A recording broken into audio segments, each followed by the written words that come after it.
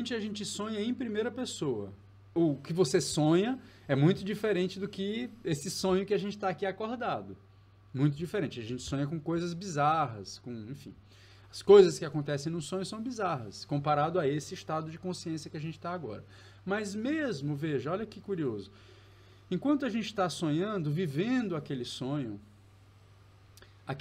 tem um status de realidade. 2, esse status de realidade, ele muitas vezes carrega a impressão de que quem está passando por aquele sonho sou eu. Ao ponto que, durante um pesadelo, você acorda com medo. Medo do quê? De um perigo que você estava no sonho. De um eventual perigo que você estava no sonho. No sonho, você entrou numa situação de perigo, que você, no sonho, naquele estado alterado de consciência que você estava ali, imaginando que aquilo lá era verdade, tanto quanto a gente imagina que isso aqui é verdade, acontece uma coisa no sonho, a gente interpreta por algum motivo, naquele momento, aquele evento como sendo arriscado, e aí quando eu acordo, que eu entro nesse estado ordinário de consciência, acontece um negócio muito louco, que é o questionar a verdade que eu estava vivendo lá. Nesse momento, quando eu acordo, eu vou dizer, bom, aquilo lá era só um sonho, não era verdade. Ai, graças a Deus que eu acordei. Ai, que bom, beleza. Da mesma maneira, quando a gente acorda, quando está tendo um sonho bom. Que você fala, não, caramba, não acredito, queria ter ficado mais um pouquinho ali e tal. É a mesma lógica. Quer dizer, no fundo, você estava vivendo aquilo lá como verdadeiro. Mesmo que o conteúdo fosse diferente, mesmo que... Então, isso para trazer a clareza que o estado de consciência era diferente. Esse estado ordinário de consciência é um estado que tem uma característica de self, de nível e de conteúdo. Se agora você está aí e de repente você começa a ver, você fecha os olhos e toda vida que você fecha os olhos você vê um dragão acordado. Está aqui acordado, você fecha os olhos e vê um dragão. Significa dizer que esse conteúdo... Aí você vai achar estranho? Vai. Nesse estado de consciência ordinário que a gente está, não é comum você ter um conteúdo de ver um dragão quando você está de olho fechado. Com isso, a gente cria o que eu estou chamando de estado de consciência. Ou seja, essas 3 variáveis influenciam significativamente no que eu estou chamando de consciência de maneira mais abrangente. O que a gente chamou de consciência? A experiência subjetiva do momento a momento. O que eu estou dizendo para vocês é que essas 3 variáveis, o nível, o conteúdo e o self, estado de consciência entendendo como sendo algo em que essas 3 coisas mudaram. Uma dessas primeiras teorias de consciência está associada a esses estados de consciência, tentando associar o que eu chamo de nível de arousal, ou nível, aqui, e aqui, nesse eixo, é o que eu estou chamando de complexidade do conteúdo. Quando eu estou dormindo, em estado mais profundo do sono, a intuição que a gente tem é que naquele momento não tenho nada se passando pela minha consciência. Então a lógica dessa teoria é dizer o quê? Eu crio então estados de consciência, entendendo que estados de consciência são determinados pelo nível e pelo conteúdo. Essa teoria vem desse neurocientista chamado Giulio Tononi, é um italiano, professor da psiquiatria na Universidade de Wisconsin, nos Estados Unidos. O que o Tononi fez, então, foi criar uma teoria que ele chamou Integrated Information Theory. Nessa teoria, num eixo, o nível de arousal e no outro eixo, a complexidade do conteúdo do pensamento naquele estado de consciência específico. Por exemplo, vamos aqui bem no cantinho. Coma. Eu tenho um nível de arousal super baixo e, a princípio, o conteúdo da consciência aqui é pequeno, tem pouca coisa se passando na consciência dessas pessoas. Vamos olhar aqui, por exemplo, nesse extremo. O que ele está mostrando aqui?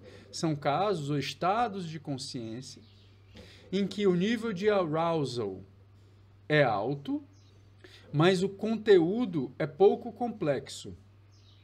Exemplos: sonâmbulo. Então, sonambulismo é um exemplo em que você está andando por aí, então o seu estado de arousal, de despertar, é maior do que quando você está dormindo, mas o conteúdo dos seus pensamentos é muito pequeno. Aqui é um outro exemplo do outro extremo, que eu tenho um nível de arousal baixo durante o sono REM, que é, em princípio, quando a gente sonha, principalmente, ou tem muito sonho. Então, o que ele está dizendo aqui? Que nesse estado de consciência, durante o sono REM, você tem muito conteúdo e pouco arousal. Que, nesse ponto, é onde a gente teria o estado ordinário de consciência. Então, no estado ordinário de consciência, que é esse que a gente está aqui agora, eu tenho muito conteúdo e muito arousal. Notem, isso é um contínuo. À medida que eu vou diminuindo o arousal, eu vou diminuindo o conteúdo. Essa é a lógica para esses estados aqui. Até que num determinado momento eu fico sonolento. Então, no estado que eu estou sonolento, eu diminuo o conteúdo, diminuo o arousal. Até que eu entro nos estados mais profundos de sono. Menos conteúdo ainda, menos arousal ainda. Até que eu considero o caso de anestesia. Menos arousal, menos conteúdo. A lógica que ele trouxe, daí o nome Integrated Information Theory, é que esses estados mais complexos são estados em que há uma alta integração da informação.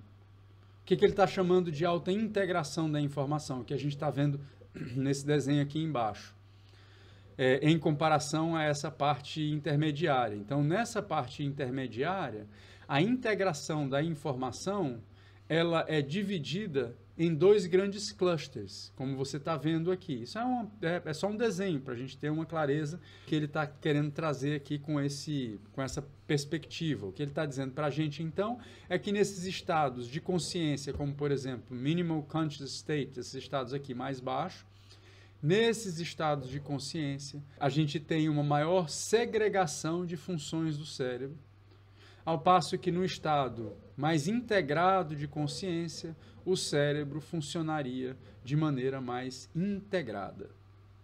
Essa é a teoria do Júlio Tononi. Ele testou essa teoria, não vou entrar nesses detalhes, mas só para comentar com vocês, ele testou essa teoria com experimentos de TMS, que é aquele estimulação magnética transcraniana. Ele fez estimulação magnética transcraniana em diferentes estados de consciência. Basicamente, em diferentes estágios do sono, foi isso que ele fez. E o que ele mostrou, então o que ele fez? A ideia é super simples. Ele estimulava uma determinada região do cérebro em diferentes estados de consciência. E, além da estimulação por TMS, ele colocou na cabeça desse indivíduo um sistema de eletroencefalografia. Para quê? Para detectar a propagação daquele sinal elétrico, daquele estímulo elétrico feito pelo TMS. Então, ele estimula aqui, por exemplo, nessa região e vê como é que aquele estímulo se propaga pelo cérebro. O que ele notou? Que dependendo do estado de consciência, então se a pessoa está acordada, sonolenta ou em sono profundo, a maneira com a qual esse sinal se propaga pelo cérebro muda. Se muda, isso significa dizer, muda de que forma? De maneira que, à medida que a gente vai chegando aqui, eu tenho um cérebro que é mais integrado, ou seja, ele espalha mais aquele estímulo quando você está acordado, em comparação a quando você está num estado de sonolência ou quando você está em sono profundo. Em sono profundo, esse estímulo vai ficar contido nessa região do cérebro. Quando você está acordado, esse estímulo vai se espalhar por outras regiões do cérebro. Eles testaram isso com um experimento, que é esse experimento que vocês estão vendo aqui na tela, que descreve basicamente o seguinte.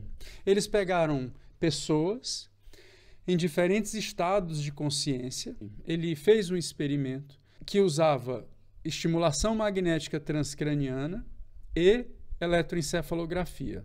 ele aplicava um pulso de estimulação magnética transcraniana em uma determinada região do cérebro da pessoa, que é o que vocês estão vendo aqui, aplicava um pulso de TMS numa determinada região, e ele tinha um conjunto de eletrodos espalhados pela cabeça dessa pessoa, e esses eletrodos tinham a função de detectar para onde esse sinal estava se espalhando.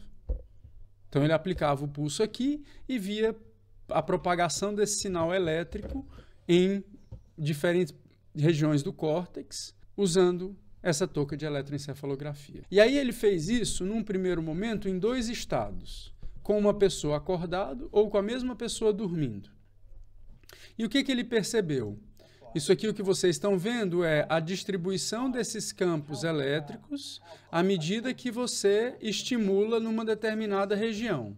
O que você está vendo aqui em cima é o tempo passando, e o que você está vendo aqui, em colorido, é o espalhamento dessa atividade a partir do momento que você estimulou nessa região do cérebro. Ele encontrou que, dependendo do estado que a pessoa estava, então nesse caso no estado de consciência que a pessoa estava, o pulso de estimulação magnética transcraniana se espalhava de forma diferente dependendo do estado que aquela pessoa estava. Em seguida, criaram um índice que ficou conhecido por PCI. É um índice que foi criado, inclusive, por um brasileiro, que é esse professor da Unifesp de São José dos Campos, um cara chamado Adenauer Casale.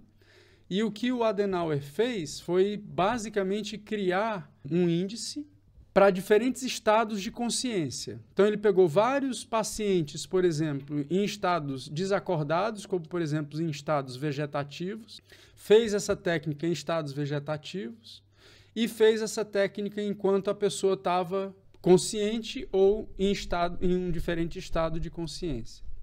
O que vocês estão vendo aqui na esquerda é esse PCI, que é um índice que representa a maneira como esses sinais se espalham. Só que para que vocês tenham uma intuição do que é esse PCI, o algoritmo, gente, é muito semelhante aos algoritmos que você utiliza para fazer compressão de imagem. Então, se eu quero usar uma imagem em JPEG, todo mundo sabe que imagem em JPEG tem um tamanho muito menor do que a imagem em TIFF, ou imagem em BMP, ou imagem em PNG. Como é que esses algoritmos funcionam? Eles basicamente observam por padrões que existem nessas imagens e retiram as informações que não são tão relevantes para aquela imagem especificamente. Por exemplo, se eu tenho uma imagem que não apresenta a cor verde de jeito nenhum, para que eu vou armazenar a cor verde em todos os pixels que tem essa imagem? Então, eu retiro a informação cor verde da imagem. Então, como é que eu comprimo uma imagem? Retirando informações que são redundantes, como o próprio nome diz. O que é compactar?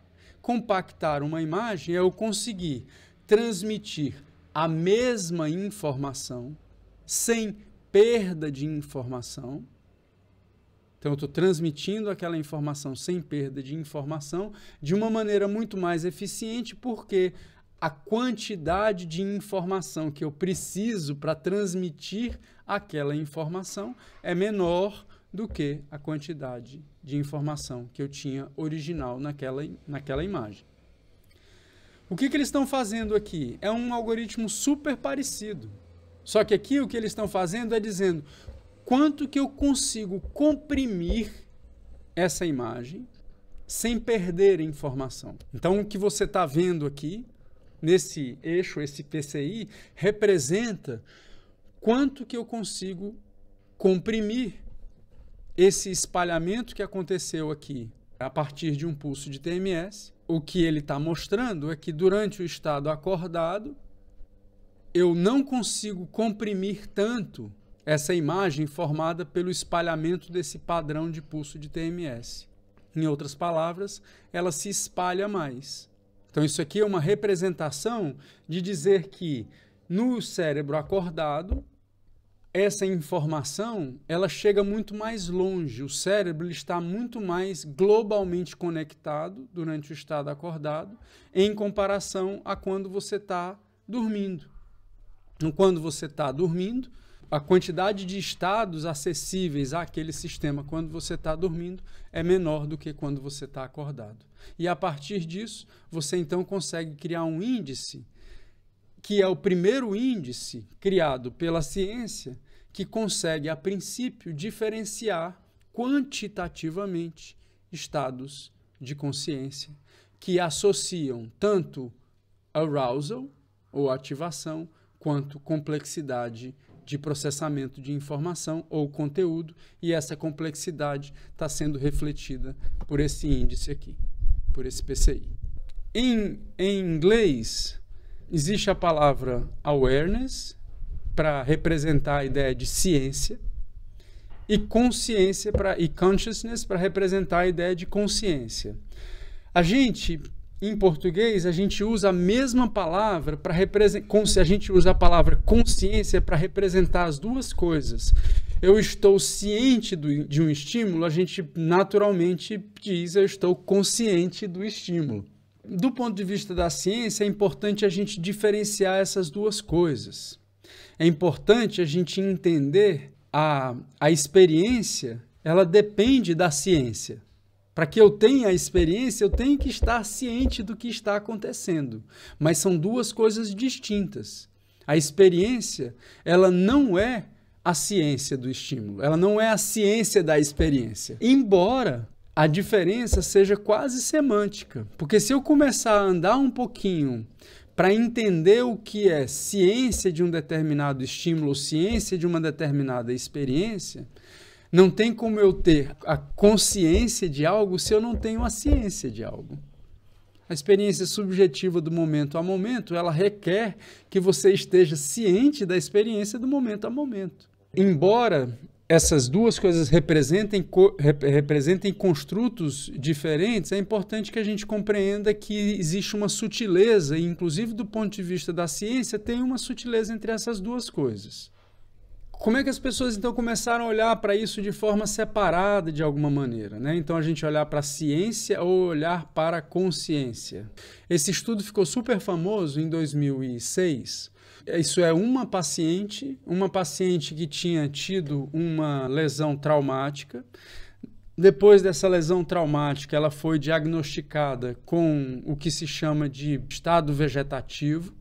O grau de consciência dela é baixo, e o teste aqui foi avaliar se, mesmo nesses estados de baixa consciência, existe mesmo assim algum nível de awareness, algum nível de ciência a diferentes estímulos. E o que eles fizeram? Eles pegaram essa paciente, colocaram essa paciente dentro de uma máquina de ressonância magnética, e dentro dessa máquina de ressonância magnética, eles fizeram 2 testes.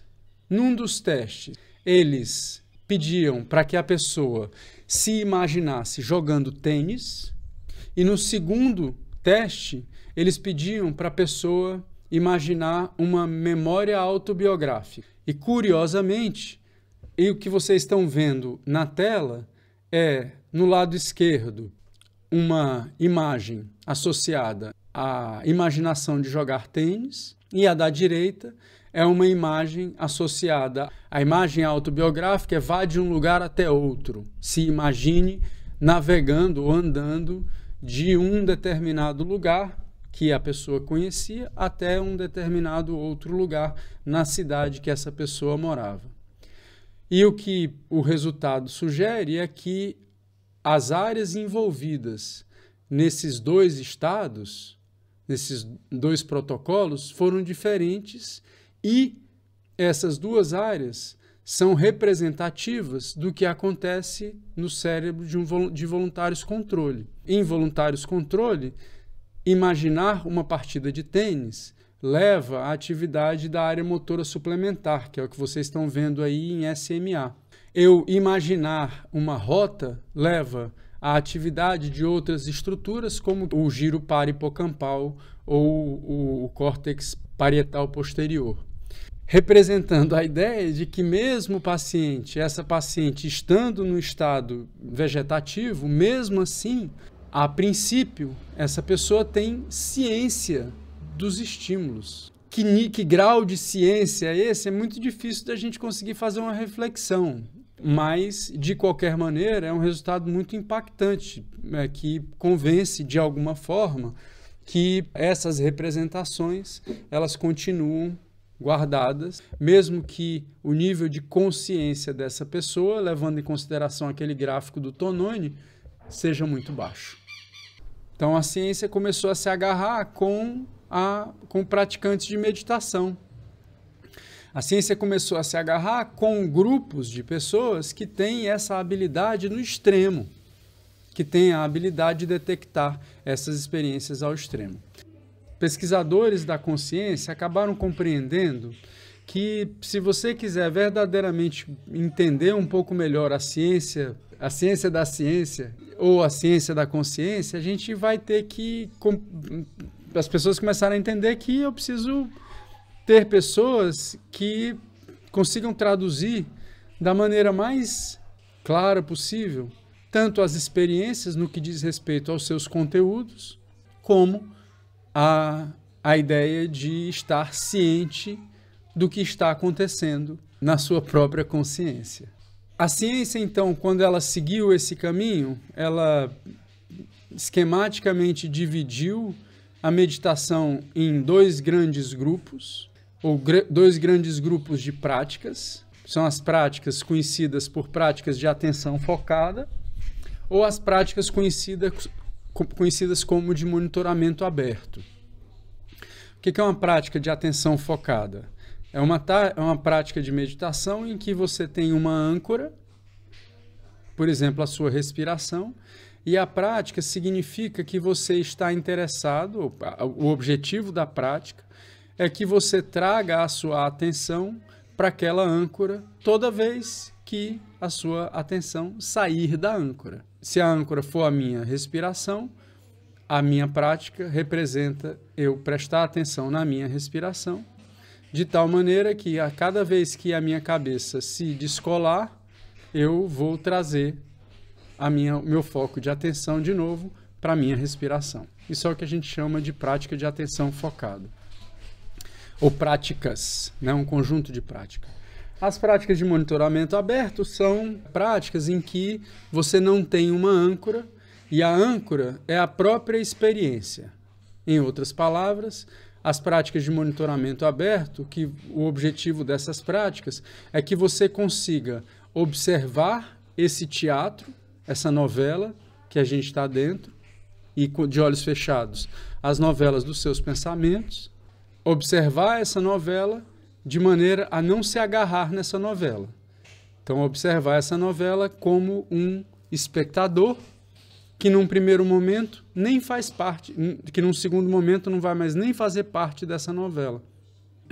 É como um diretor de uma novela que fica de longe observando tudo que está acontecendo sem se agarrar em nada que está acontecendo. Por que então a ciência passou a olhar para meditadores experientes? Porque a gente começou então a ter acesso a pessoas que tinham algumas 1000 horas de práticas de meditação. Nesse estudo aqui, por exemplo, eles dividiram o estudo entre 3 grupos de indivíduos. O que vocês estão vendo aqui em azul escuro são pessoas que nunca meditaram. O que vocês estão vendo em azul claro são pessoas que estão aprendendo a meditar naquela semana. Então, estão recebendo instruções de meditação. E o que vocês estão vendo em vermelho são meditadores experientes. O que eu estou chamando de meditadores experientes e qual é o grupo de pessoas que está contemplado nesse estudo? Esse estudo foi feito, é liderado por um psicólogo, neurocientista da Universidade de Wisconsin, chamado Richard Davidson. E o que o Davidson, então, fez foi se associar ao Dalai Lama, se associando ao que se chama de Mind and Life Institute. E dentro desse Mind and Life Institute, eles recrutaram pessoas que tinham da ordem de 40.000 horas de meditação. Façam as contas aí para vocês verem quanto é 40.000 horas de meditação, meditando 5 horas por dia. E eles encontraram coisas super interessantes, e coisas interessantes associadas ao sistema de atenção. Então, a primeira mensagem que eu tenho para vocês aqui é que quando se compara meditadores experientes a noviços, a pessoas que não têm experiência em meditação, boa parte dos núcleos que estão associados à atenção e à percepção visual tem uma atividade maior do que os meditadores que são pouco experientes. Representando dizer que os sistemas de atenção de meditadores experientes têm um treinamento, entre aspas, mais avançado do que de outras pessoas. O que se encontrou também é que em meditadores experientes existe uma mudança, uma redução da atividade dessa rede, que é aquela Default Mode Network que a gente viu na aula passada, que a princípio estaria associado a Mind Wandering. Então, qual é a lógica que está por trás desse estudo relativamente recente? Eles observaram, então, que meditadores experientes têm uma menor atividade na DMN, e isso representaria que meditadores experientes têm menos Mind Wandering, certo? Então, menor atividade da DMN representaria menos Mind Wandering. Essa foi a primeira lógica que se obteve por trás da mudança na atividade da DMN em meditadores experientes. Até que anos depois, essa pesquisadora, chamada Wendy Heisenkamp, ela bolou um experimento e colocou meditadores experientes dentro de uma máquina de ressonância. E a tarefa desses meditadores experientes era a seguinte: eles deveriam ter a meditação que eles deveriam fazer dentro da ressonância era uma meditação de atenção focada, então atenção focada na respiração. Quando eles divagassem, nessa primeira fase aqui, o que vocês estão vendo, é a fase em que eles estão com a atenção focada, eles divagam, percebe que divagam. Então eu viajei, percebi que eu divaguei. Quando eu percebi que eu divaguei, eu vou meditar, que significa dizer, eu vou trazer a minha atenção de volta para o foco da atenção. Então ela esquematizou a meditação como sendo composta por 4 fases. Uma fase de atenção sustentada, que é quando eu estou meditando, uma fase de devaneio, uma fase que eu identifico o devaneio. Então, olha a palavra aqui, awareness, quando eu estou ciente, quando eu ganho ciência da minha experiência, do devagar, eu volto a minha atenção, eu mudo a minha atenção para o foco da atenção. Eles tinham que, além de meditar dessa forma, eles tinham que apertar um botão toda vida que eles percebessem que tinham viajado. Só isso. O que a gente está vendo aqui é o envolvimento de 2 redes. Uma primeira rede é a rede de modo padrão, ou a Default Mode Network, que enquanto a pessoa estava viajando, então durante a viagem, existia uma redução da atividade dessa rede durante a viagem. Antes dela dizer estar viajando, significava dizer que ela estava viajando, certo? Então, nos períodos anteriores a ela estar ciente que ela estava viajando, existia uma redução da atividade da Default Mode Network. Então, levando a crer que a Default Mode Network está associado ao devaneio em si. Ao passo que, quando eles analisaram o dado, levando em consideração os momentos em que a pessoa dizia que estava ciente àquele estímulo, o dizer que está ciente ao estímulo levou à atividade dessa outra rede, que é conhecida por rede de saliência. Essa rede de saliência envolve basicamente 2 estruturas. Essas 2 estruturas são o giro do cíngulo anterior, que é isso que vocês estão vendo aqui em verde, e a ínsula, que é o que vocês estão vendo aqui bilateral nessa imagem axonal. Então, essa rede, a rede de saliência, é uma rede que em meditadores experientes, a princípio, participa desses momentos em que você ganha ciência de um determinado estímulo. Com isso, a gente começa a compreender ou a ter uma informação mais clara de quais são as redes que estão envolvidas nos processos em que você ganha ciência das suas experiências. E, curiosamente, a rede que está envolvida, essa rede de saliência, é a mesma rede que está envolvida quando você detecta saliências em diferentes estímulos. Saliências de que tipo? Por exemplo, quando eu olho para uma parede branca e aparece um ponto vermelho nessa parede branca. Quando aparece esse ponto vermelho, aquele ponto vermelho é saliente com relação à parede branca. Eu vou direcionar a minha atenção para aquela região. E quando eu direcionar a minha atenção para aquela região, eu vou ter uma maior atividade dessa rede de saliência. Então, com isso, a gente consegue entender um pouco melhor a ideia de estado de consciência como sendo uma experiência em que você ganha ciência a ela. Então, a primeira parte da experiência, a primeira parte de uma experiência consciente, seria uma experiência em que você ganha ciência dessa experiência. E ganhar ciência dessa experiência parece envolver um conjunto de áreas do cérebro, incluindo essa rede de saliência, durante os períodos nos quais indivíduos detectam que ganham ciência de algum tipo de estímulo. Agora, você ganha ciência a quê? Quando eu ganho ciência de um determinado estímulo, eu ganho ciência de um conteúdo de uma determinada experiência. Então, a experiência em si, ela carrega um conteúdo. Como a gente viu anteriormente, a experiência consciente, ela é um tripé entre você estar ciente, que é o que a gente chamou de estado, ou nível. É uma parte de existir um conteúdo, você está ciente de alguma coisa, e a terceira parte é o agente que está ciente de alguma coisa, o self. Então, até agora, a gente falou um pouco mais sobre a primeira parte da brincadeira, que é você ganhar ciência de alguma coisa. Quais são os mecanismos que estão associados a você ganhar ciência de alguma coisa. A segunda parte desse mecanismo é o compreender o que está associado ao conteúdo da experiência. O conteúdo da experiência cognitiva, ela é representada no cérebro de que maneira?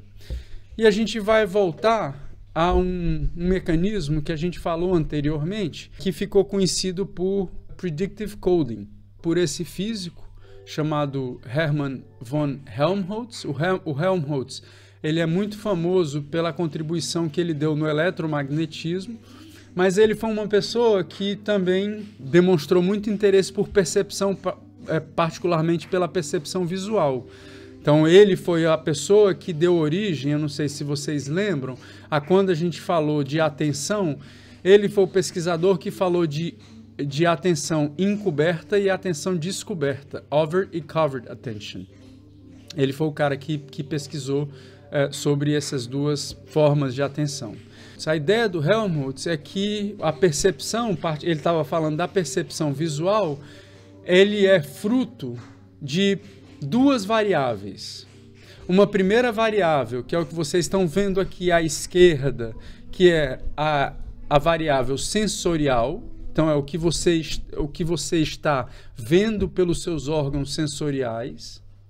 E do outro lado, em amarelo, o que você está vendo é uma distribuição do que seria o que você espera daquele estímulo.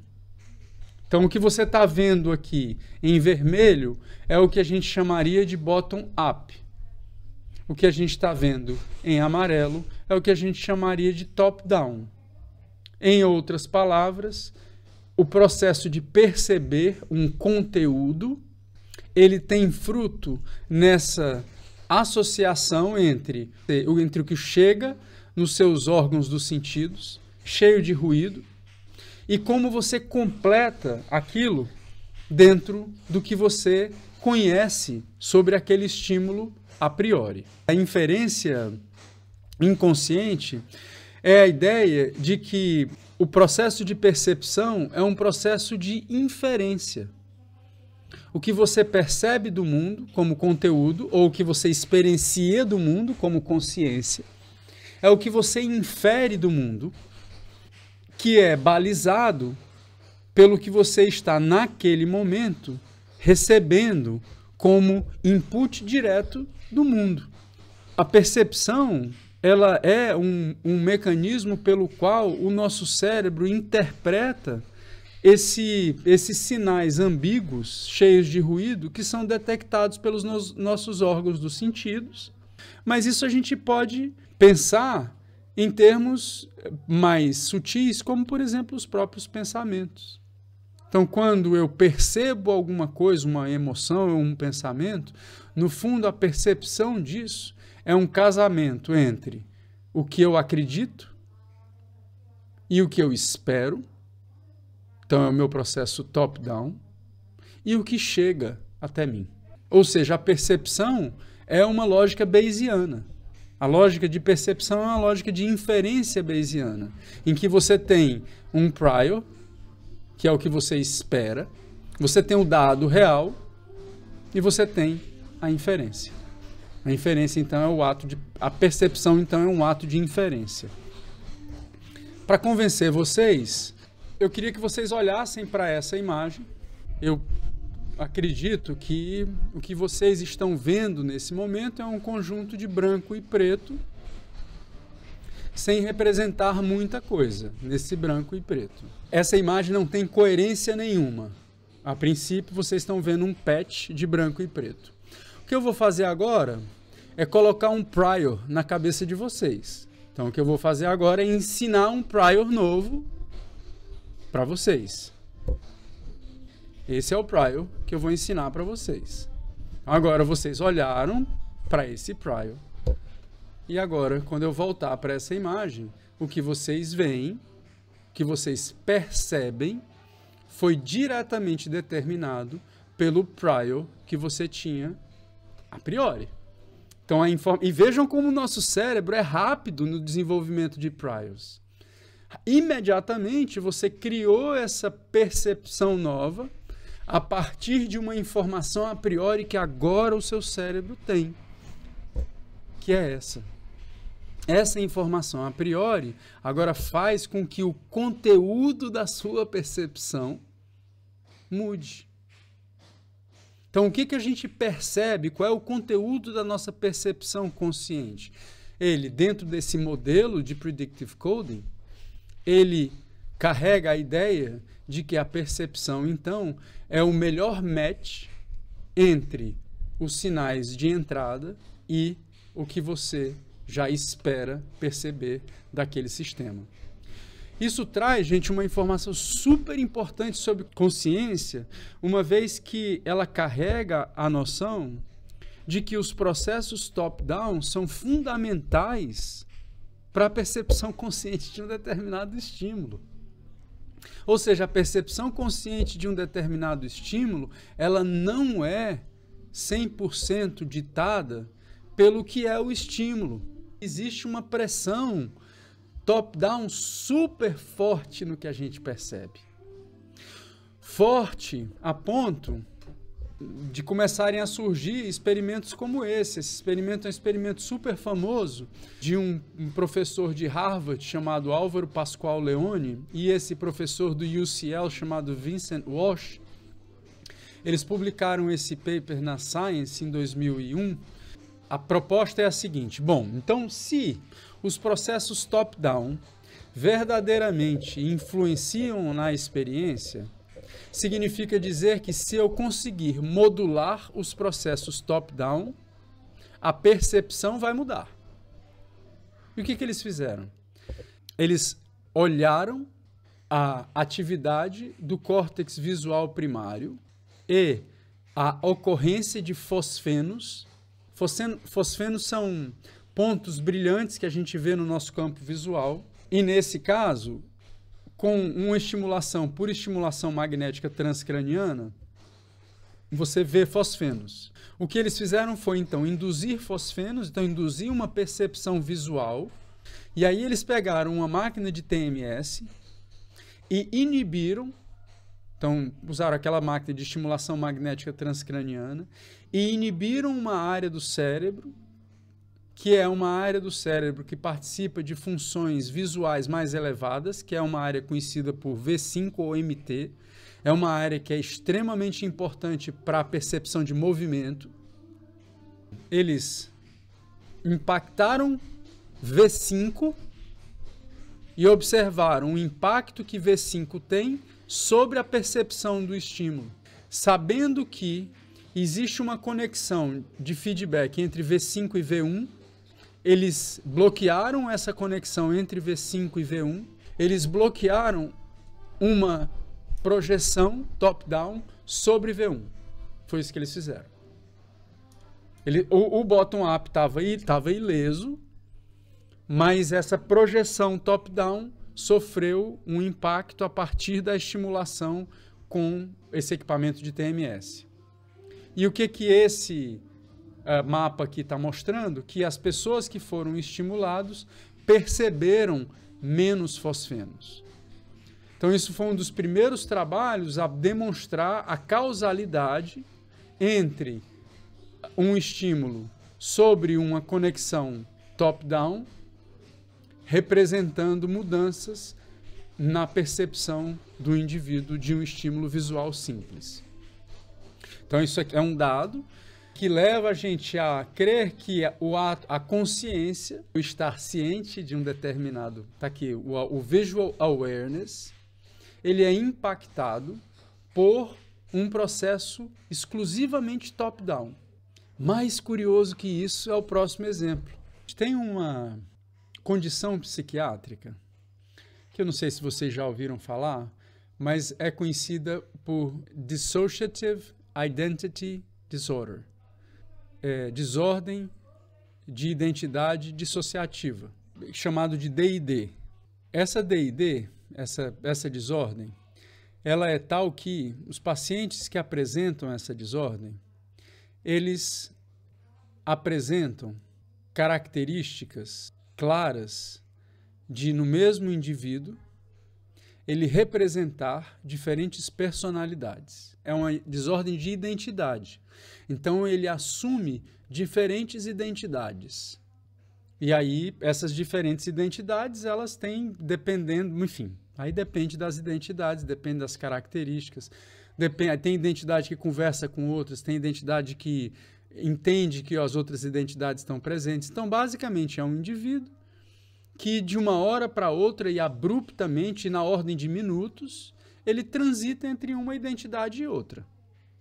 E completamente, a identidade daquela pessoa é completamente mudada. As feições, a maneira como ele fala, o que a pessoa fala, como a pessoa age, tudo é uma outra pessoa, é uma outra identidade. Só para que vocês saibam, alguns desses pacientes são super funcionais no sentido de que as identidades que essas pessoas incorporam de tempo em tempo são identidades super eficientes naquilo que fazem. Advogados muito eficientes com transtorno de identidade, dessa natureza, e que quando chegam na corte são umas máquinas de um advogado assim fora de sério, mas incorpora aquela personalidade naquele contexto e, enfim, funciona muito bem com aquela personalidade naquele contexto. Por que eu estou trazendo isso? Porque tem um relato na literatura que eu acho incrível, que é um relato da literatura de uma paciente que tinha um transtorno de DID. E essa paciente, ela, durante 15 anos, ela foi diagnosticada como cega. Até que com a terapia, ela passou algumas das personalidades dela, passou a enxergar. E aí eles fizeram, aí é que é o mais incrível, que vocês estão vendo aqui a mesma pessoa, sob um estímulo visual. Na esquerda, vocês estão vendo o eletroencefalograma dessa paciente, sob um estímulo visual, quando ela está assumindo a personalidade cega. E do lado direito, você está vendo essa mesma pessoa em uma personalidade que não é cega.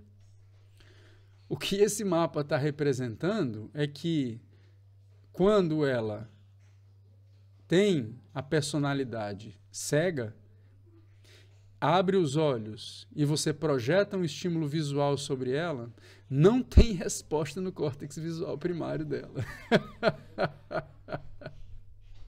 Olha que loucura, gente. Então, o que vocês estão vendo, a esquerda é a personalidade cega, a direita é uma personalidade com visão normal, e o que vocês estão vendo aqui é um potencial visual. Isso aqui é um estímulo visual, desencadeando um potencial evocado visual, e esse aqui é o mesmo estímulo que não evoca absolutamente nada de resposta visual no córtex visual primário dessa pessoa. É um caso super controverso, não é um caso que você convence todo mundo, enfim, tem várias questões metodológicas que eu acho que não vale a pena entrar, então o que eu queria mostrar para vocês é que, embora esse seja um caso super curioso, é um único caso e que tem algumas variáveis metodológicas por trás desse caso, como, por exemplo, a oscilação nas personalidades, enfim, tem várias características aqui por trás, técnicas por trás desse estudo, que fazem dele um relato de caso super curioso, mas com bastante fragilidade. Mas ele traz uma ideia importante, que esses processos top-down são fundamentais na habilidade, na experiência consciente de qualquer forma. A experiência consciente, ela requer que você tenha acesso àqueles conteúdos. O que você está mostrando aqui é que por uma regulação top-down, você não percebe mais nada. Imagine, então, a regulação, o poder da regulação da experiência top-down, para que você passe a perceber uma coisa diferente, ou para que você tenha a habilidade, ou enfim, naquele momento você passe a perceber coisas diferentes, como, por exemplo, em casos patológicos de pacientes com psicose, ou em psicose. Então, pacientes em psicose, eles podem reportar a percepção, como uma alucinação, a percepção visual de algo sendo projetado no ambiente. De onde surge aquilo? Aquilo surge por uma modulação top-down. A outra característica, gente, que eu acho super importante de vocês fazerem uma reflexão um pouco mais profunda depois que a gente terminar essa aula, é que a nossa lógica, então, vendo esse exemplo, sabendo dos exemplos de psicose, fica talvez mais claro na nossa cabeça que a lógica que a gente seguiu para representar um processo de percepção, o estímulo está lá fora, e aí a gente passivamente observando algo que está do lado de fora, e você lá passivamente observando aquilo lá como uma esponja, está longe de ser verdade. Está longe de ser verdade a ponto de você imaginar que, na verdade, a percepção é uma criação. Ou seja, tudo que você percebe, se você esticar essa baladeira mais um pouquinho, o que você vai chegar à conclusão é que o que você está vendo, nada existe. Nada do que você está vendo existe. Do ponto de vista, não estou falando do ponto de vista etéreo, nada disso, do budismo, nada disso. O que eu estou falando é que se a percepção é uma inferência, inferência é inferência. Você está inferindo alguma coisa, você está inferindo uma realidade. O que você está inferindo? Está inferindo uma realidade. Você está inferindo uma percepção. Você está inferindo uma experiência. Então, a experiência cognitiva, quando a gente fala de cognição como sendo a experiência, né, esse cinema 3D surround, ele é uma inferência. Você é o diretor, está todo o tempo projetando coisas na peça que você está vendo. Então, na verdade, a percepção, pensada dessa maneira, ela é a inferência sobre a realidade. Então, verdadeiramente, o que você percebe, nada é. Você não está percebendo nada de como ela verdadeiramente é. Você está... realmente a ideia do Matrix casa nessa brincadeira de uma forma super curiosa mesmo, dessa novela, de que você... Quer dizer, é uma novela que você próprio cria essa novela o tempo inteiro. Bom, e o que eu estou chamando de estados alterados de consciência? Estados alterados de consciência com relação a quê? Basicamente com relação ao conteúdo. E um dos principais estados alterados de consciência que a gente tem noção dele são os sonhos. São esse evento que a gente tem enquanto a gente está dormindo, que a gente não espera que aconteça nesse estado ordinário de consciência, a gente acordado, então eles acontecem basicamente no estado de consciência fisiologicamente enquanto você está dormindo, que você não tem controle de quando eles acontecem e de que você não tem também controle sobre a frequência desses eventos. Mas durante esses eventos é muito claro que você consegue contemplar um estado de consciência em que o conteúdo desse estado de consciência é muito diferente do conteúdo do estado de consciência que a gente tem enquanto a gente está acordado. Então, uma das características, ou eu diria uma das principais características do sono, aliás, do sonho, é a propriedade que é uma fase durante o sono em que você ganha acesso visual e ganha ciência, muito por conta disso, desses estados oníricos, desses estados de muita visualização, né, de muita imagem mental acontecendo com os olhos fechados. Agora, geralmente nesses eventos a gente não tem a habilidade de perceber o sonho, então é muito difícil fazer neurociências do sonho. Porque eu não sei quando você está sonhando. É muito difícil, então, eu conseguir avaliar esses estados de sonho, avaliar mudanças no conteúdo do sono, por eu não conseguir avaliar esses momentos que você está sonhando. Daí surge um estado, que é um estado bastante interessante do ponto de vista da ciência, que são estados que algumas pessoas conseguem chegar nesses estados, em que você tem controle sobre os sonhos. Então, não só você sabe que você está sonhando, mas você também tem controle sobre esses sonhos, que é o que se chama de sonho lúcido. Então, a partir dessa fenomenologia de sonho lúcido, que eu tenho certeza que vários de vocês aqui na turma já tiveram esse tipo de fenômeno, de sonhar, de ter esse sonho lúcido, além de ser um fenômeno interessante do ponto de vista geral, ela também abre uma perspectiva muito interessante do ponto de vista da ciência. Porque agora talvez eu tenha um fenômeno de sonho, ou que tem parte da fenomenologia do sonho, as visões e tudo isso, que eu consigo saber quando eu estou sonhando. Então, isso abriu uma nova perspectiva com um americano chamado Stephen LaBerge, que é um dos nomes mais conhecidos nesse mundo dos sonhos lúcidos.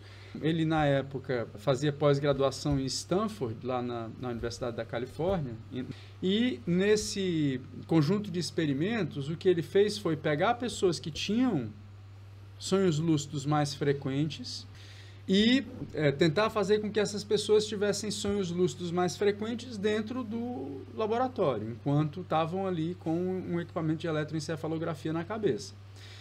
E aí ele combinou com o voluntário. Ele disse, bom, então a gente vai fazer o seguinte, quando você estiver em sonho lúcido, você sinaliza para mim que você está em sonho lúcido mexendo os olhos. Porque durante o sono REM, a gente não perde a atonia do músculo dos olhos. Tanto é que o sono REM é Rapid Eye Movement.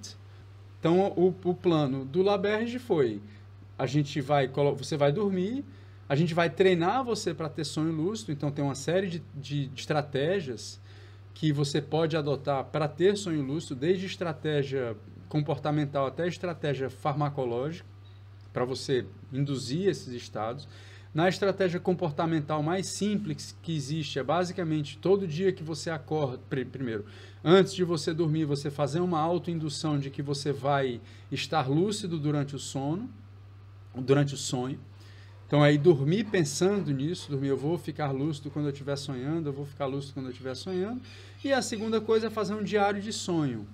Então, toda vida que você acordar, em qualquer hora do dia que você acordar, você vai lá e vai anotar quais foram os sonhos que você teve, quais foram, enfim, o que você percebeu naquela noite. E isso, aparentemente, leva a uma maior probabilidade de você ter sonhos lúcidos. Mais recentemente, um pesquisador americano chamado Benjamin Baird, que está trabalhando inclusive com o Giulio Tononi, que é esse cara que eu apresentei para vocês hoje, em sonhos lúcidos, o Benjamin ele ampliou muito esses estudos com sonho lúcido dentro do laboratório com essa perspectiva de fazer com que as pessoas mexessem os olhos quando elas estivessem sonhando. E, em paralelo às pessoas mexerem os olhos, você tem uma maneira de detectar a atividade do cérebro dessas pessoas, seja por EEG ou por ressonância magnética funcional. Então, nesses estudos que vocês estão vendo aqui, nesse slide, é um exemplo desse tipo de estudo.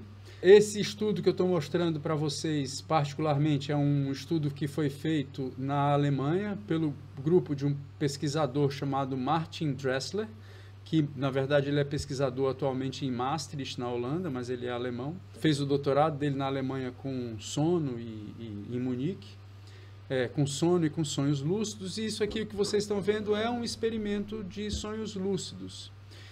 Nesse experimento aqui, o que ele pedia para a pessoa fazer era um protocolo experimental em que, quando ela identificasse que ela estava em sonho lúcido, ela deveria mexer os olhos 3 vezes para um lado, 3 vezes para o outro, que é o que vocês estão vendo aqui. E aí depois devia contar até 10.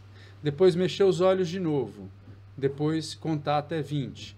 Depois mexer os olhos de novo e contar até 30. Notem que dá para você ter um protocolo desse tipo, né, em que você interage então com o indivíduo, e dá para você identificar então nesses dados períodos nos dados em que, a princípio, a pessoa está sonhando. Então, abre uma perspectiva super legal para você entender sonho lúcido. Para entender sonho de forma geral, né? Ou pelo menos parte dos mecanismos associados ao sonho. E o que vocês estão vendo aqui na figura do lado direito do slide são áreas, então, que modificaram a sua atividade durante períodos de sonho lúcido.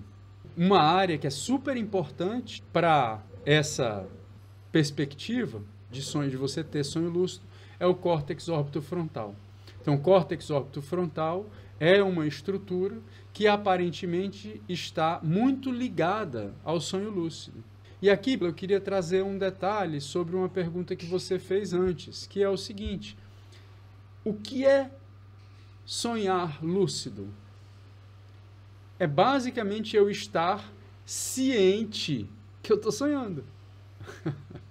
É eu ganhar essa habilidade de awareness que eu estou sonhando. Então, eu naquele momento ganho essa habilidade de dizer, ó, eu estou sonhando, e que parece ser essa habilidade de metacognição, essa habilidade de você, naquele momento, identificar que você está sonhando, parece estar diretamente associado a atividade no córtex órbito-frontal. Um outro modelo que a ciência tem utilizado para tentar entender melhor a ciência de diferentes estímulos são as substâncias psicodélicas. Durante os efeitos dessas substâncias, uma das possibilidades dos efeitos é o aumento dessas imagens visuais enquanto você está de olhos fechados, como se você estivesse sonhando num outro estado de consciência. Não mais um estado de consciência dormindo, porque nesse estado de consciência você tem total ciência de que você está naquela experiência. Então você ganha uma imersão dessa experiência com bastante controle dessa experiência. Então, qual é a vantagem desse tipo de modelo? É um exemplo que eu vou dar para vocês, que é a tentativa da gente entender o que faz com que, durante o estado psicodélico, você ganhe ciência dos seus próprios pensamentos, ganhe ciência da sua consciência.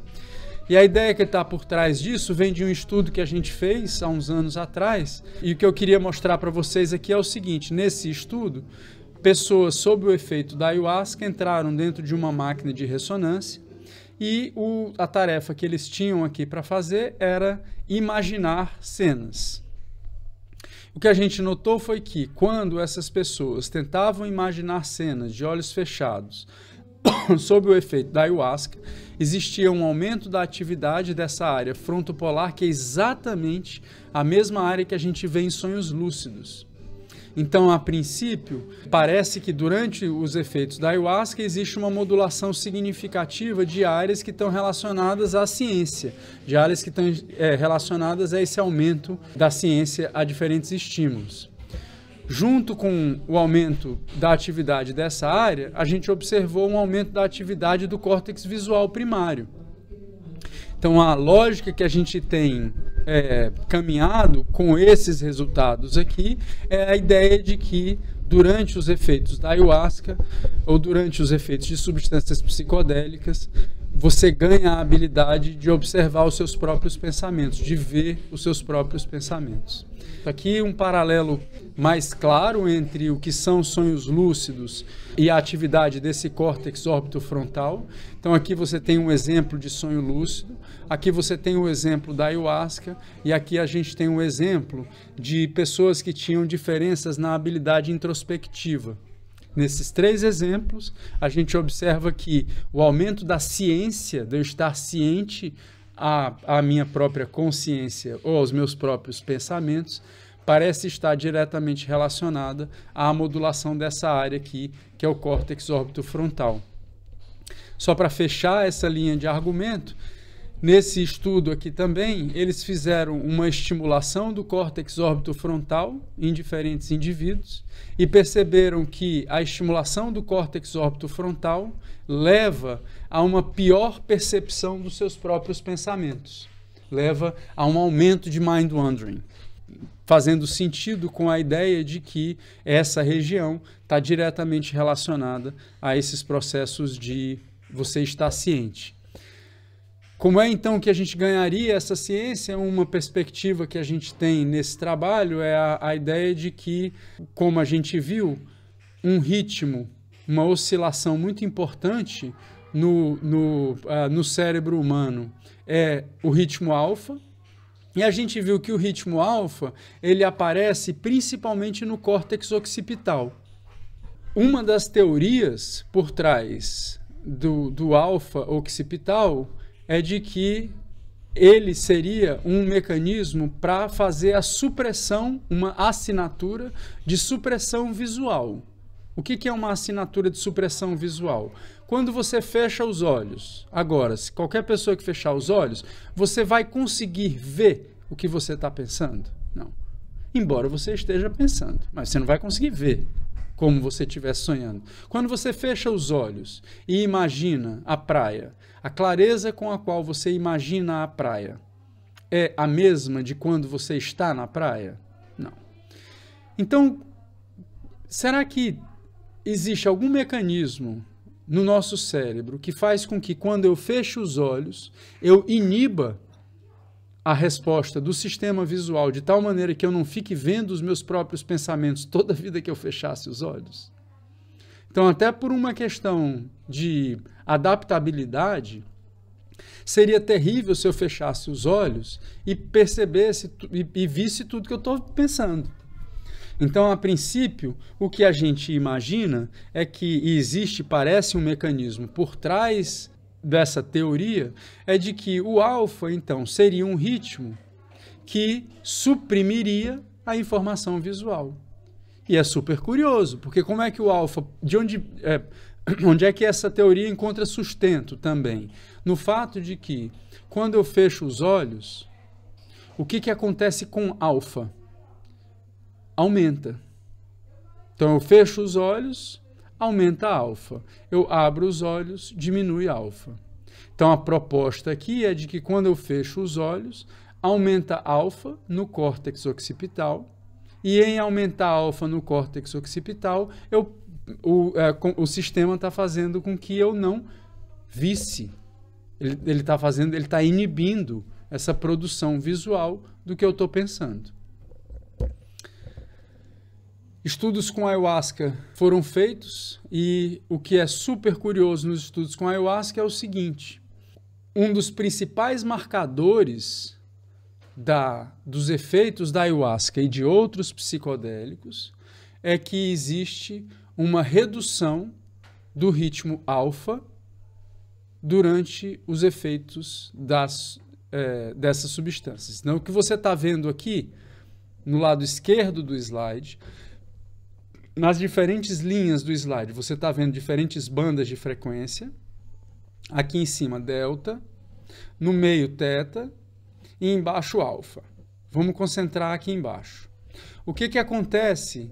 Essa primeira coluna aqui representa o estado sob o efeito da ayahuasca. Então, sob o efeito da ayahuasca, o que acontece? Diminui a atividade do córtex, diminui alfa no córtex occipital.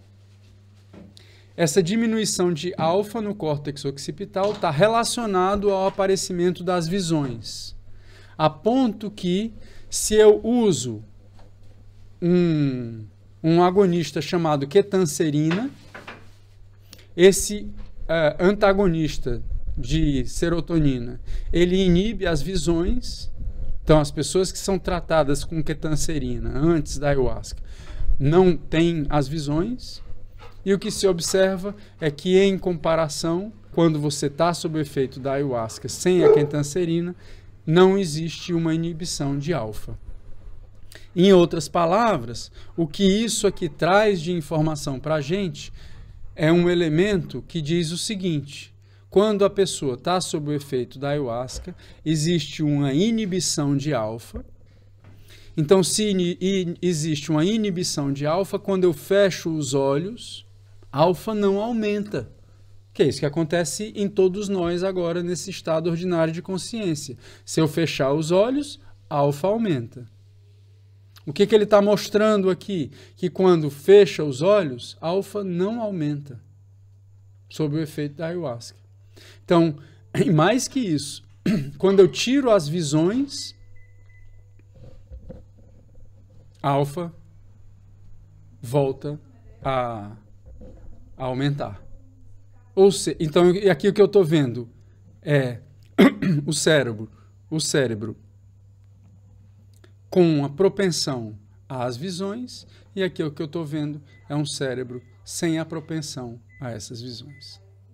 O terceiro componente, então, de consciência é o que a gente chama de self. É a ideia de que esse sistema, ele está de alguma forma, você estar consciente, ele está de alguma forma relacionado a alguma entidade, algum elemento que a gente chama eu.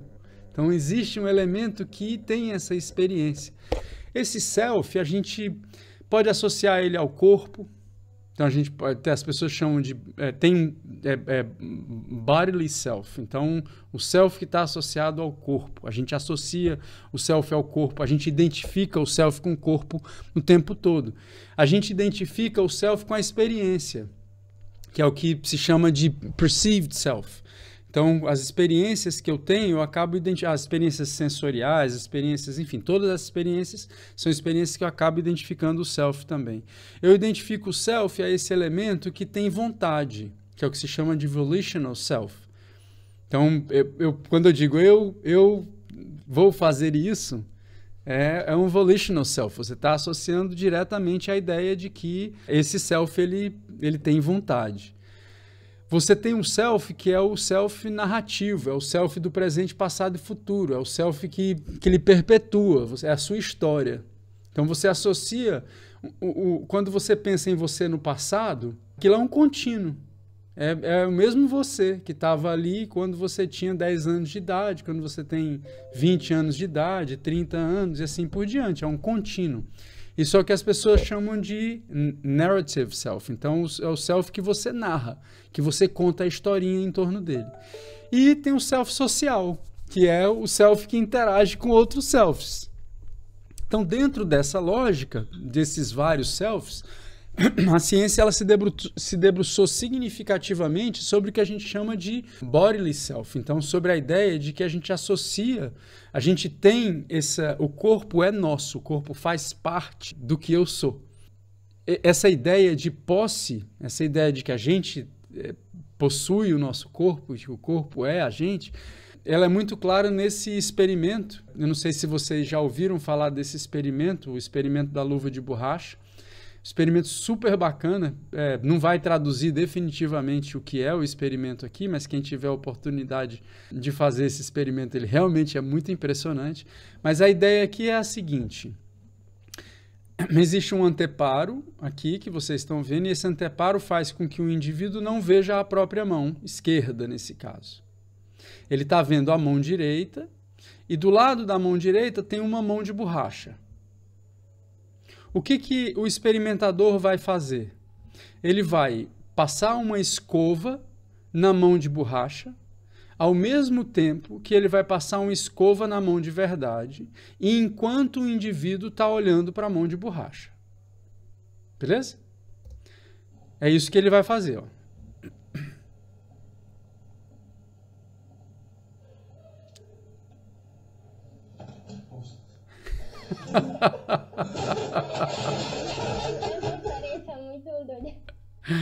Então olha o senso de... mas olha ele tirando a mão. Ele sente a mão e ele tira a mão dele. Olha lá. Ele tem a absoluta certeza de que é o corpo dele. Então a ideia de que essa mão de borracha passa a fazer parte do corpo dele. Passa enfim, isso é parte do meu corpo, é parte do meu self. Então, essa representação ela é muito importante, como é a representação do que a gente chama de senso de agência. Então, a ideia de que existe uma relação de causa e efeito em tudo que eu faço. Eu sou o responsável por aquela agência. Há uma série de experimentos sobre o sentido de agência, e esse eu acho um experimento super bacana. É um experimento em que basicamente tenta desvendar o motivo pelo qual, quando você faz cócegas em você mesmo, você não sente cócegas. O que esse experimento então faz? Ele fez basicamente duas coisas. Primeiro, ele sugere os motivos pelo qual você não sente cócegas quando você faz cócegas em você mesmo, e ele começa a trabalhar com grupos de indivíduos que claramente têm uma dificuldade no conceito de self, como pacientes com esquizofrenia. O que ele demonstra nesse estudo? O que ele sugere com esse estudo? Duas coisas, basicamente. Primeiro, por que a gente não sente cócegas quando a gente faz cócegas na gente mesmo? Pelo problema do predictive coding. Nesse caso, a minha previsão é exatamente igual ao que vai acontecer. E eu sentir cócegas, a princípio, tem a necessidade de que aquele padrão seja imprevisível.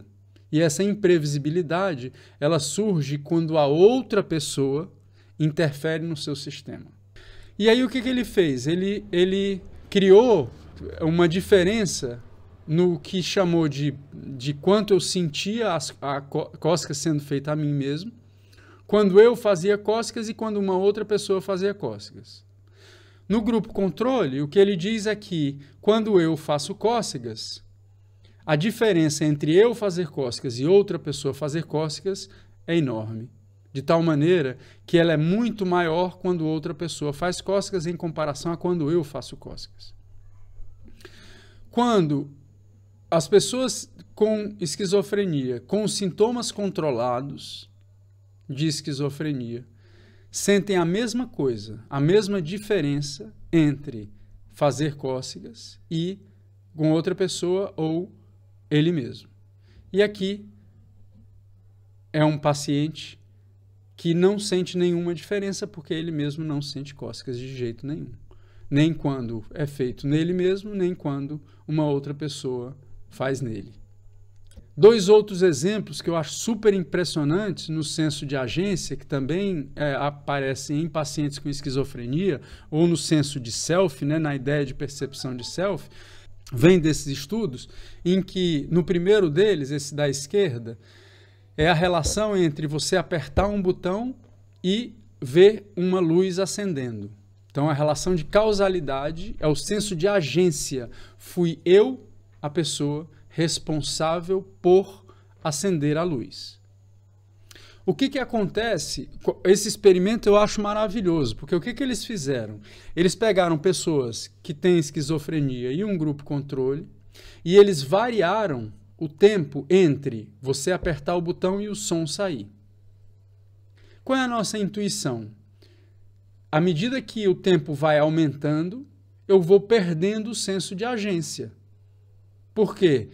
Se eu apertar agora e o som só sair daqui a 3 segundos, ou sair aleatoriamente daqui a 1 segundo, 3 segundos, 2 segundos, eu perco a ideia de causalidade entre eu apertar o botão, fui eu o responsável por isso, eu fui o agente desta coisa.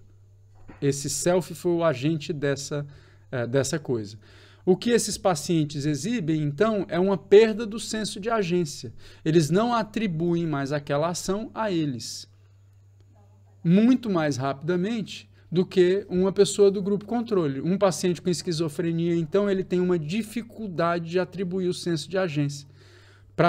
Mesmo para tempos curtos, em que ele aperta e o som aparece, ele tem uma dificuldade de atribuir aquela ideia à sua agência. Segundo e último exemplo que eu queria dar para vocês é desse estudo da direita, é da dificuldade que pacientes com esquizofrenia têm de reconhecer a própria voz. Então, nesse estudo, o que eles fizeram foi apresentar a própria voz ou a voz de outras pessoas e pedir para que as pessoas identificassem quais daquelas vozes eram delas.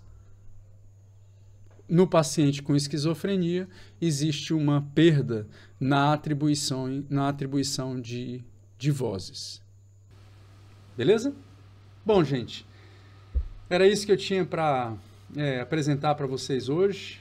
Com isso a gente termina o nosso curso, falando então de uma coisa que eu diria que está ali meio que ainda na interface entre a ciência e a filosofia sob vários aspectos. Então eu queria, como essa é a última aula, agradecer a vocês pelo curso, espero que tenha sido bom, né, no sentido de que vocês tenham aproveitado alguma coisa desse curso. As aulas vão permanecer lá disponíveis para quando vocês tiverem dúvidas e eu estou disponível para quando vocês tiverem, enfim, precisarem ou quiserem entrar em contato, eu estou sempre à disposição de vocês. Tá bom?